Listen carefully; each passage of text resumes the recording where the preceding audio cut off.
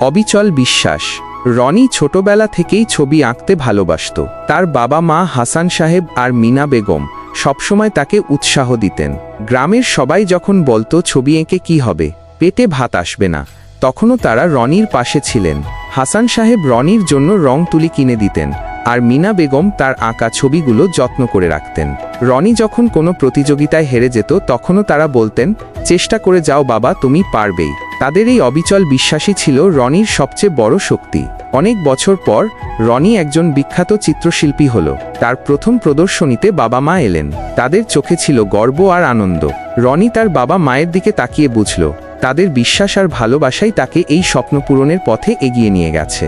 এই গল্প থেকে আমরা শিখি যে অবিচল বিশ্বাস এবং দৃঢ় সমর্থন মানুষকে তার স্বপ্নের পথে এগিয়ে নিয়ে যেতে কতটা সাহায্য করে। রনির বাবা মায়ের বিশ্বাসই তাকে একজন বিখ্যাত চিত্রশিল্পী হতে অনুপ্রাণিত করেছে, যখন চারপাশের মানুষ তাকে নিরুৎসাহিত করছিল। গল্পটি ভালো লেগে থাকলে আমাদের ইউটিউব চ্যানেল সাবস্ক্রাইব করার অনুরোধ রইল। আর যদি আপনি ফেসবুক পেজ থেকে দেখে থাকেন তাহলে অবশ্যই ফলো করে আমাদের পাশে থাকবেন। আপনাদের ভালোবাসা আমাদের অনুপ্রেরণা, যা আমাদের আরও ভালো কাজ করতে উৎসাহ দেয়। ধন্যবাদ।